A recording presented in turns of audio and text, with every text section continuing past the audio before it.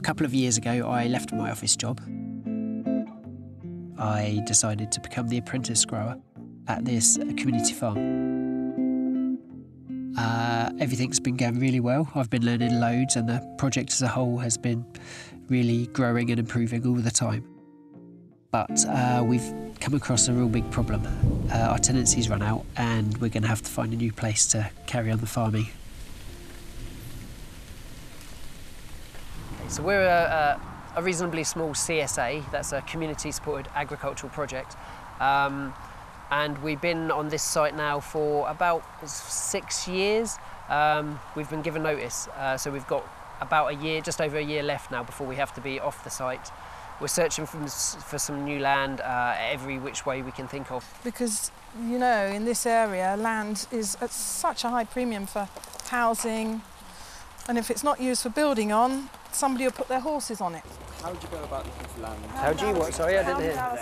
Agencies to go through. How do you go about looking for land? Yeah, how do you say? Do you want to say that? I don't know really. I mean, I do. I know the ideas.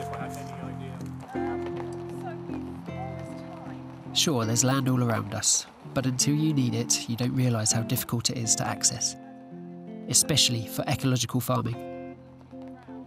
We need good soil for food, and let's face it, we've got a lot of good intentions, but not a lot of cash. So how do we get hold of some land? What about those of us that weren't born into farming and need to start from scratch? I'm an apprentice on the Soil Association's course, The Future Growers. I knew I was due a meeting with my mentor, so I thought I'd take my question there. Hi, Gavin. What I didn't know is that my question was about to be turned into a giant learning project. So how was your field trip? Excellent. No, really good one. Very inspiring. And did you learn anything about land? Because I know that you've got some issues about farm and local food and how and where you're going in the future with your land. We're struggling there still. We've been asking about landlords, local landlords, and just trying to put feelers out and see if anyone knows of any potential land available. And at the moment, we're not getting anywhere. Yeah. We talk a lot about sustainable food and local food, but one of the things that we often forget is that you need that land to be actually farming and growing your food and keeping your livestock on. Yep. And that's one of the things that we quite often overlook is actually how you go about getting your hands on some land. So we're working with all these other European organisations to find out what people are doing in different countries, what the problems are, how they're addressing them. So we're actually looking for somebody who can go out and visit some of these projects and see what works. So all across Europe, small-scale farms are disappearing. Our community project could just become another statistic if we can't find a new site to grow our crops on. And it's an international problem. Farmland is changing hands, and not to the benefit of ecological farming. But communities are reacting to this problem, and some of them are turning into movements. So a lot of different people are working on this from a variety of perspectives. And me, I'm going to document the start of a European network, one that wants to make sure that ecological farmers can get access to farmland. France, Catalonia, Italy, Romania and the UK all have voices to share, with our first stop right here in the United Kingdom. Like me, Kate Collins was just recently a future grower apprentice, and she also struggled to find land herself. But now she has secured a couple of acres for her own ecologically minded business. So did you consider buying land? Everyone's like, you don't own this farm, do you? Do you own it? Do you own this farm? Is this your farm? No, it's not my farm. I wish it was my farm. I'd love to own my own land one day, but it's just the price of it is just so impractical. I remember looking 5 years ago at the average prices of horticultural arable land, and it was already at an average of about £12,000 an acre. £12,000 and that's over the whole of the country. And where I am now, sort of southwest, the sort of size that I'm after, so again, sort of a couple of acres, all get sold for pony paddocks. Where I am now, I rent off the farm, and I have a really good deal of a rent. Like I say, the farmer's really supportive. Yeah, so it's kind of like, you know, like a token rent. So yeah, I think although the dream is, you know, the good life, having your own small holding, having your own land, I don't think there's any problem at all with having a good landlord that you can rent from and who can help you out, as well as providing the land, you know, with some other resources like some infrastructure or machinery or whatever, or routes to market. So by renting land from an existing farm, Kate can use part of its infrastructure, like storage and water. But this is a negotiation with a particular type of landowner. Not only are they supportive of ecological growing, they also have a great connection with a market of consumers, with a farm shop of their own, right there on site. I can give you that one. Yep, no worries. No, I think what you've done here, Kate, is amazing. You've found or created an opportunity for yourself. My delivery route. I am a tenant, essentially, so I pay my farmer, my landlord, rent. This is a shop and cafe that does really need a young grower. And I sell the produce as an independent business to the farm shop and cafe, which keeps things quite nice and straightforward. Yeah. I'm a tenant and a supplier. Yeah. It's a two-way business relationship as well. Exactly.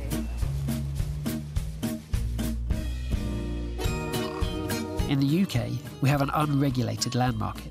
So to access land, we have to compete with housing developments, horses, and prices are just driven too high for the likes of us on our own. Over the Channel in France, there's a completely different situation for farmers. Land prices are kept lower by regulating the market more carefully. But even lower prices aren't enough to start up ecological farms. We're here to meet a civic movement that takes land out of the market altogether to put it permanently in the hands of ecological farmers. Hi, Stuart. Hello, welcome to our cher Anquin. Thank you very much. Sit down. Thank you kindly. Oh, what a beautiful place. This is stunning. This is absolutely magical. It wasn't always like that. We did a lot of work on it. Yeah. So I'm a new entrant into the world of farming, and I've been invited along to see if I can learn some lessons from other places around Europe. Of course. If you want to do something new, the first thing is to look if there are other people who are doing the same thing. So I think this is a very clever idea to go elsewhere and look what is happening there. So you think I can learn a few things to take back home from this trip? Oh yes, from us and from in other countries. There are a lot of young people who want to become farmer in a new way, and they have neither the money nor the relations nor the farms. They are not coming from an agricultural background. And how can we help them to establish something? And that is the real idea is of Terre. And it started like that. It's just looking for citizens who are ready to take shares in a solidarity investment company who is buying land for these people. Cool. A solidarity fund so that citizens can connect with farming. Terre de Lion has already mobilised thousands of citizens and bought more than 130 farms, creating links that go from the consumers to the farmers and all the way to the food. Je fais à peu près tout ici, donc des légumes, des fruits, des petits fruits. C'est Terre de Lion qui l'a acheté avec l'épargne populaire. Moi, je suis juste locataire. Je suis un fermier, donc j'ai un bail environnemental de carrière et je dois travailler en agriculture biologique. A non-unusual farmer. Yeah. I don't have to ask for my bank, to ask for a boss, to ask for anyone. You're not working for a banker. Yeah. You're working for people, Yes. real people. So It's their savings. Yeah. It's just amazing. The strength it gives to you. It's, oh. Yeah. But the main reason is that they want something concrete for their money. When they let money in a bank, it goes for weapons, for, I don't know, of kind of bad things. As I always said, my farm is not going to go to Luxembourg. It will stay.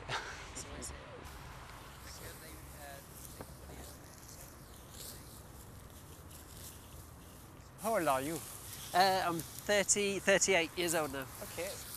I'm new to farming, so I was graphic design before, doing graphic design for 15, 20 years. And yeah, just a bit of a change. And you? 39. 39? Yeah. It's a late change. It is a late change, yeah. It's fine. In my former life, I had much more income. I had 2 cars. We bought a house. It was an easy life with money. But with this job, I have few money. But in a long-term vision, I know it will get better and better and better. Because you just put 1 seed in the soil, you get 100. Just amazing. Nothing can do this except in nature. Yeah, that's brilliant, isn't it? So you don't feel that you're much...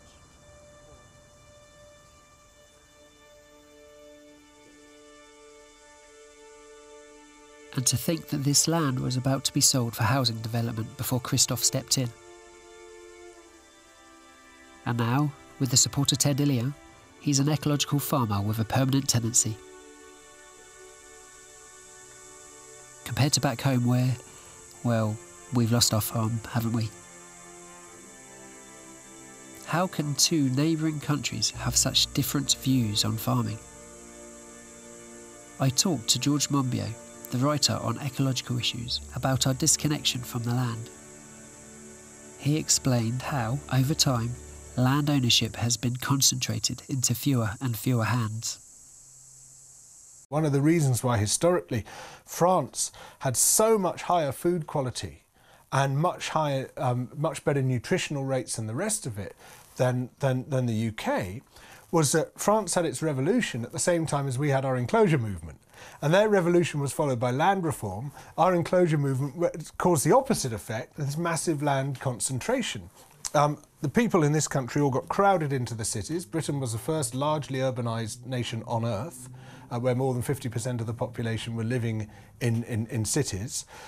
Their food was being supplied by massive, distant landowners who had no compunction at all about mixing their grain with chalk and all sorts of terrible food adulteration, which has been going on in this country for a very long time, putting lead acetate in the cider to sweeten it and all. I mean, it was just horrible, horrible things because they weren't accountable to the people that they were selling to. It was just all sort of put into the generalised market, and you as a consumer were completely vulnerable to this. You were at the mercy of whatever crap they were selling to you.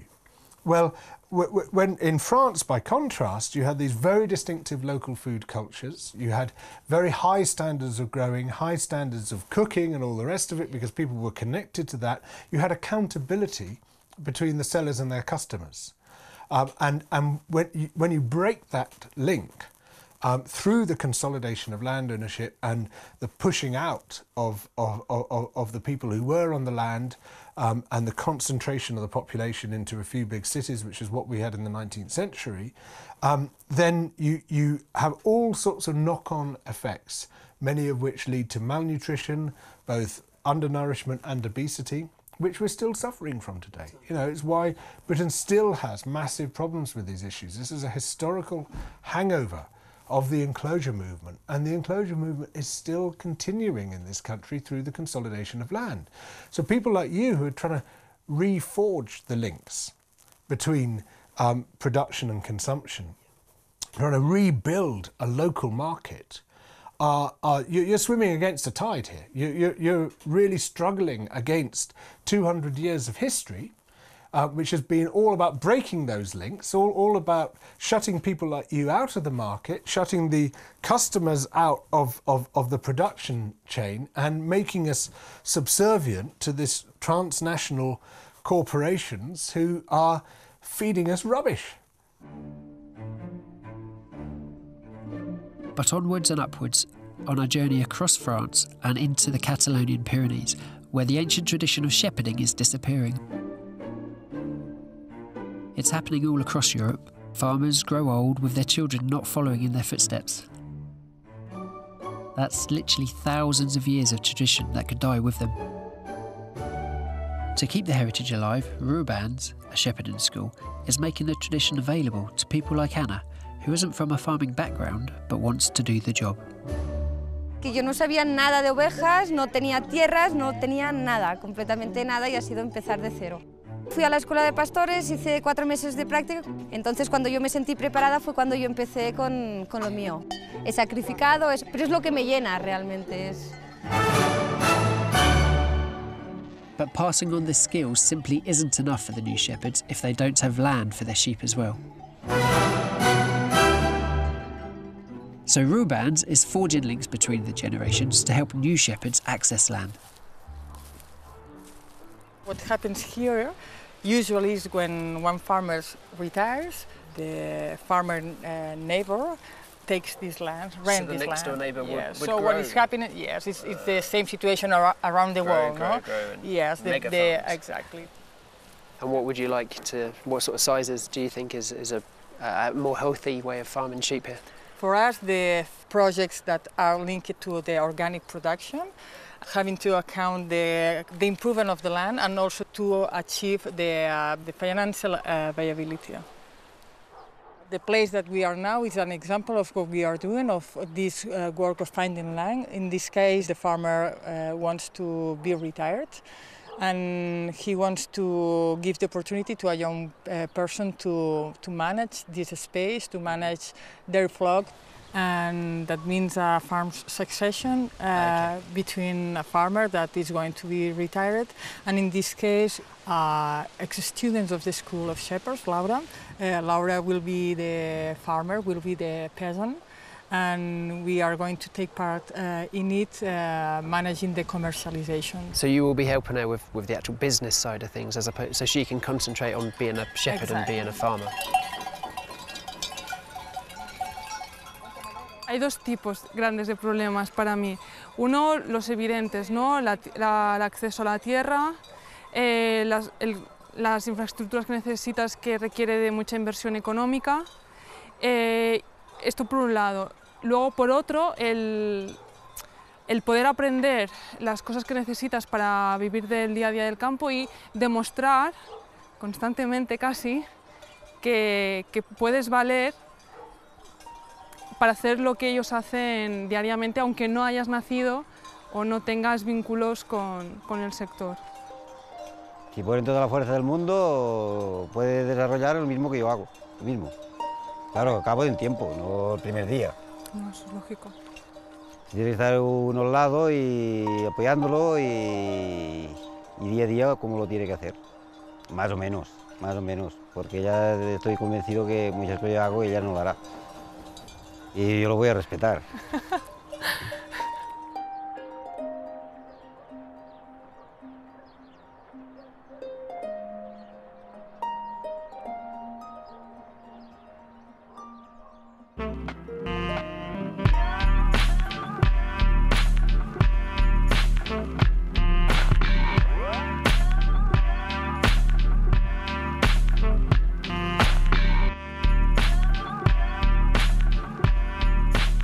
In Rome, I couldn't believe that only 20 minutes after seeing the Colosseum, I'd be back in the countryside again. That's because half of the land of this ancient city's municipality is actually farmland, and a lot of it is owned by public institutions, so it's public land. Marta De Piro from the Organic Agriculture Association wants to show us how public land can actually be used for the public good. So we're not in England, ours are barely producing. Look at these. Overflowing. We're up to nearly 2 metres high. The size of these aubergine plants, they're huge.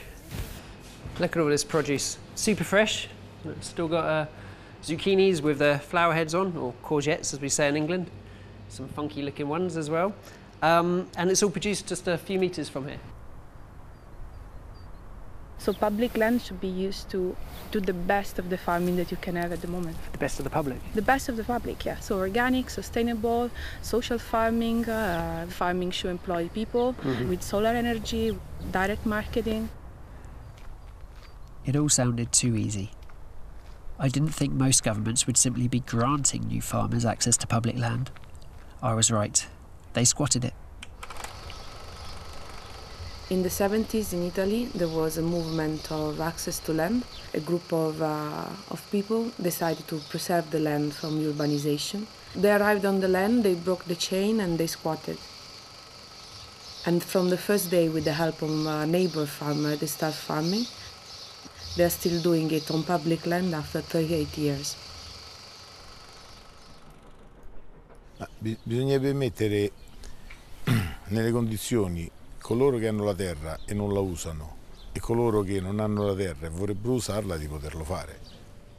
Il problema è chi è che è in grado di poter fare questa operazione. Le occupazioni ormai sono tempi anche da noi, non so da voi, ma anche da noi ormai sono cose dei tempi passati. Oggi quello che si è fatto negli anni 70 di occupare la terra e tutto sommato rimanerci sostanzialmente è una roba che oggi non si può più percorrere sostanzialmente.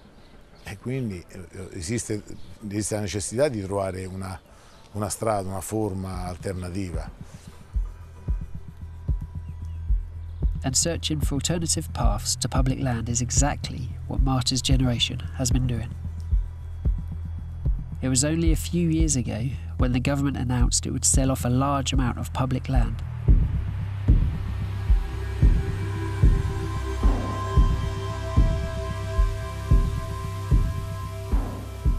A young network of organisations decided to act and stop this sale, so it could remain a public asset. E insieme abbiamo chiesto alle amministrazioni di poter accedere a questo patrimonio, perché questo patrimonio era dimenticato, in qualche modo, non era proprio utilizzato, non era preso in considerazione per lo sviluppo futuro. The network of organisations negotiated with the local authorities for several years to put this land into good use. Finally, a call to tender, which was open to the new farmers, was issued. And here we have the winning proposal from the cooperative Coraggio, ready to move in to start their new farm.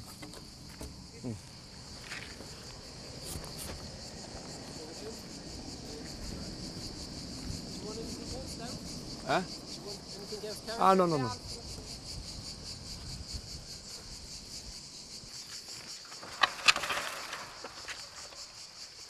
Put the chain on, do you reckon?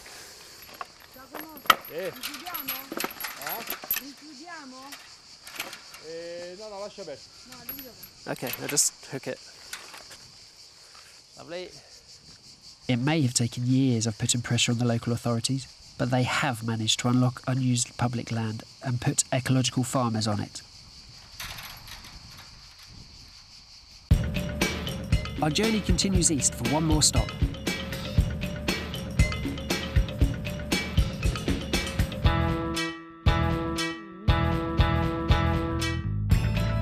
Here in Romania, farming is a way of life, and peasant families make up about a quarter of the population. But an overwhelming change has recently put them and the environment under threat. Eco Ruralis is a peasant organisation, and Attila wants us to meet the peasants that are holding ground against an invasion. It's in Romania, peasant farming is still the main farming form of organisation. Basically, peasant communities, they basically have lands all over their villages. This is how they subsist. This is how they produce their daily needs.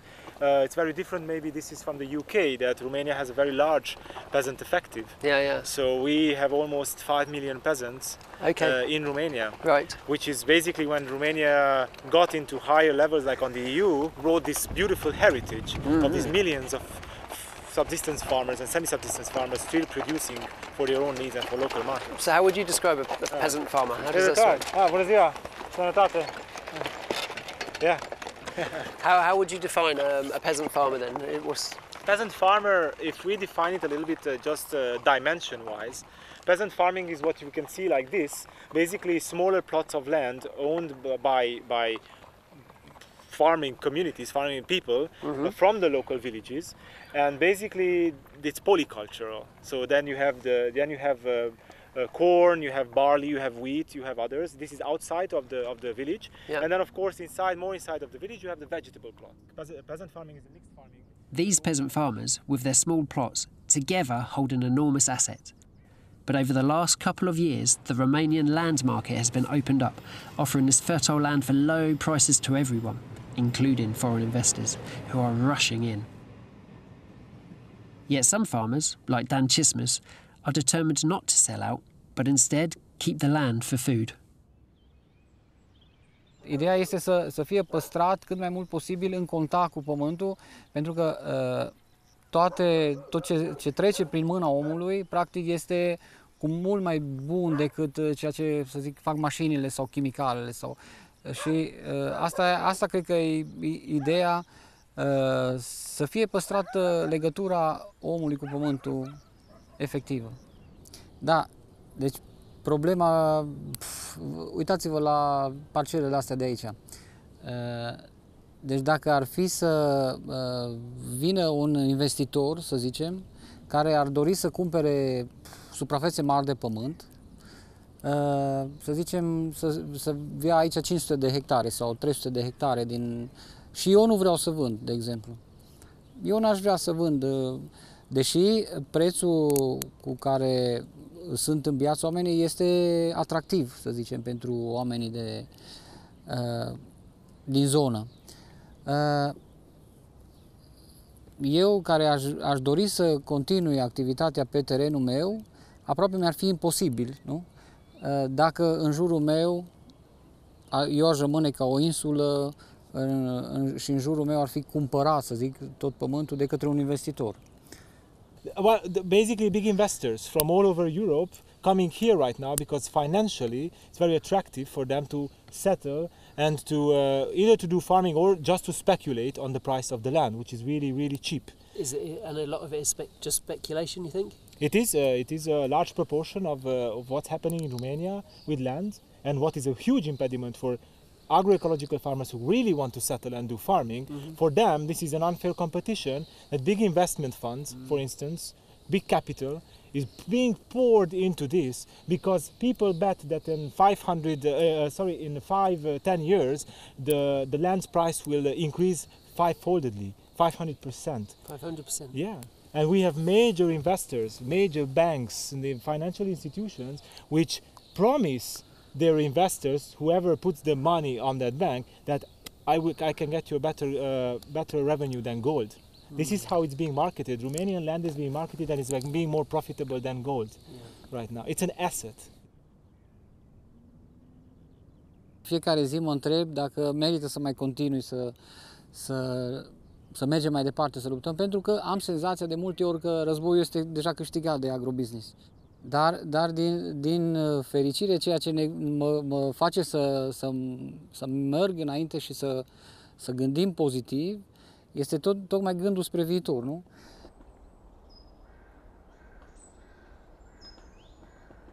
Eu, ca și persoană, o să rup această comuniune, această legătură cu pământul, eu consider că nu voi mai exista. Even if all Romanian peasants don't follow ecological methods like Dan, the Romanian tradition is deeply connected to the land, and land grabbing is bound to push the peasants out, leaving the countryside abandoned. But this situation, where land is no longer about food production, but instead just a financial asset, is nothing new, and in the UK, it's already an established reality. That also, of course, is a massive problem for new entrants, because all this speculative money, hot money, is flooding into the countryside and is buying up the land for speculative reasons. You know, most of the people buying the land have got no footing in the land. They're not themselves farmers or are people who've got a pre-existing interest in land use. They're people who can see a buck being made. And my God, the money is unbelievable. the price of land, of agricultural land in Britain, has risen fourfold in 12 years. Now, you know, we're in this country very aware of how quickly house prices have risen. That's nothing by comparison to the speed of agricultural land prices. Yeah. They've just gone through the roof. So this is the reality for new ecological farmers. Speculation and unregulated markets leave little land for us and raise the prices too high. The gap between us, the small producers, and industrial agriculture looks like an abyss. And then there's also the unfairness of the European Union's farm subsidies, but that's a whole other journey on its own. For now, it's time to make my way back home, where I hope to share what I've seen.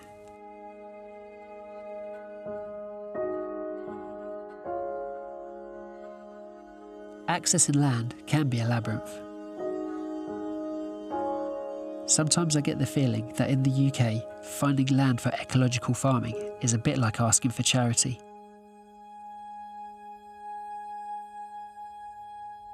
But that can't really be how much we value our food in this country, can it? After all, isn't the decision of how land should be used one to be made by society as a whole? So now I'm back home, and I'm wondering where we are with our land search. What a shame it is to have to leave this place. But today is a special day, and I expect we'll be hearing some news. Today, I'll discover that we do have something important here, and that we have the ability to change things for the better.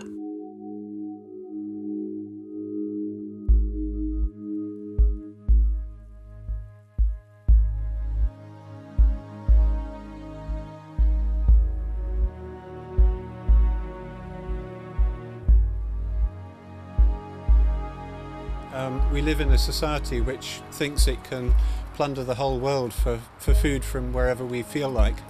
We think we can buy everything at any season, and if we're aiming to live off our own land, that isn't really the way. We need to reconnect a bit with what we're actually growing in Britain now.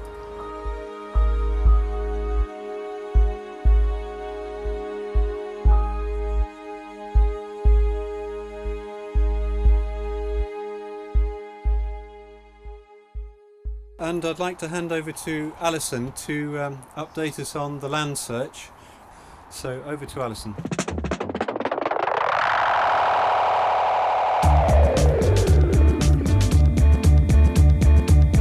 Well, it's been really good because with all the members' support we have managed to find a new 3-acre plot of land. Because the community wants it, it looks like something's going to happen.